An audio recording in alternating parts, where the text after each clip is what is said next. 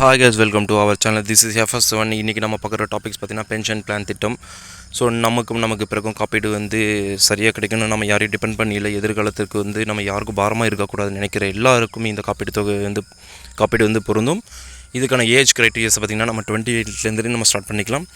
ஏன்னா நீங்கள் ஃபினான்ஷியலாக சம்பாதிக்க ஆரம்பிக்கிறது ஒரு 24 வயசுக்கும் ஸ்டடீஸில் இருக்கும். 25, 26, 27, 28 பார்த்திங்கன்னா நம்ம மேரேஜ் பண்ணிடுவோம்.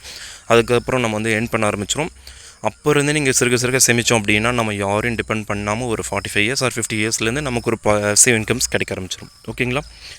நான் உங்கள் கணேஷ் ராஜா, ஃபினான்சியல் அட்வைசர். இது வரைக்கும் நம்ம சேனலை சப்ஸ்கிரைப் பண்ணிவிடுங்க. ஏன்னா இருக்கக்கூடிய தகவல்கள் எல்லாமே தமிழில் கொடுக்கறதுக்கு ஒரு வாய்ப்பு கிடைச்சிருக்கு. அதுக்கு நான் உங்களுக்கு ஒரு நன்றி சொல்லிடுறேன்.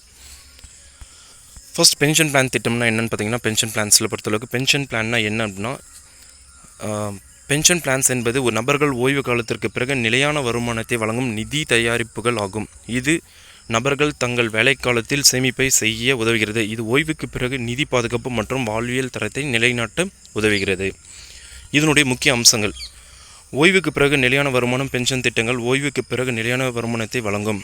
இது நபர்கள் அவர்களின் வாழ்க்கை முறையை நிரந்தரமாக தொடர உதவுகிறது. முதலீட்டு விருப்பங்கள்: பல பென்ஷன் திட்டங்கள் பங்கு, கடன் அல்லது இரண்டுக்கும் இடையே முதலீட்டு விவரங்களை வழங்குகின்றது. இது நபர்களின் அபாயத்தை ஏற்படுத்தும். வரி தள்ளுபடி. பென்ஷன் திட்டங்களுக்கு செலவுள்ள வரி சட்டங்களின் கீழ் வரி தள்ளுபடிகள் உள்ளன. உதாரணமாக, இந்தியாவில் பிரிவுக்கு 80C, ஓகே, ஆக்சுவலி அங்கே 3C இருந்திருக்கு, பட் 80C கீழ் சில பென்ஷன் நிதிகள் செய்யப்பட்டு பங்களிப்பை வரி குறைப்புக்கு உரியதாக கொள்ளலாம். இதனுடைய முக்கிய அம்சங்கள்: நெகிழ்வான தொகுப்பு விவரங்கள். ஓய்வு காலத்துக்கு பிறகு நபர்கள் மொத்த தொகை, மாதவாரியான சம்பளம் அல்லது இரண்டின் கலவையாக பல்வேறு தொகுப்பாக விருப்பங்களை தேர்ந்தெடுத்து கொள்ளலாம். நமக்கு மந்த்லியாக வேணும் இல்லை இயர்லியாக வேணும் அப்படின்ற எந்த ஒரு பிளான்ஸ் பெஸ்ட்டாக இருக்கோ அந்த பிளான்ஸை நம்ம சூஸ் பண்ணிக்கலாம். நெக்ஸ்ட் ஒன், தொழிலதிபரின் பங்களிப்பு. சில பென்ஷன் திட்டங்கள், குறிப்பாக தொழிலதிபரால் வழங்கப்படும் திட்டங்களில் தொழிலதிபரின் பங்களிப்பு சேர்க்கப்படுவதால் ஓய்வில் பெறப்படும் தொகை அதிகரிக்கிறது. குடும்ப நலன்கள்.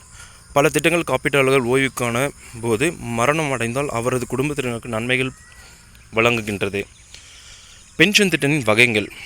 குறிப்பிட்ட நன்மை திட்டங்கள், டிஃபைன்டு பெனிஃபிட் பிளான்ஸ். இதில் ஒரு நபர் நிர்ணயிக்கப்பட்ட ஓய்வு தொகை வழங்கப்படும். இது ஊதியம் மற்றும் சேவையின் வருடங்களை அடிப்படையாக கொண்டு இருக்கும். முதலீட்டு அபாயம் தொழிலதிபரின் பாரத்தில் இருக்கும். குறிப்பிட்ட பங்களிப்பு திட்டங்கள், டிஃபைன்டு கான்ட்ரிபியூஷன்ஸ் பிளான்.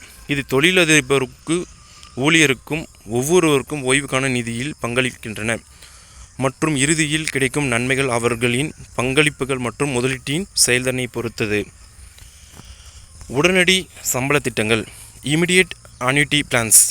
இத்திட்டங்கள் மொத்த தொகை முதலீட்டு செய்யப்பட்ட பிறகு உடனடியாக சம்பளமாக வழங்கப்படுகிறது. இது ஓய்வுக்கு அருகில் உள்ள நபர்களுக்கு பொருந்துமானது.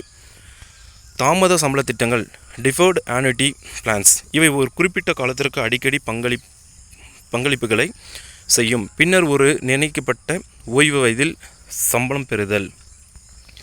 யாருக்கு பொருந்தும்?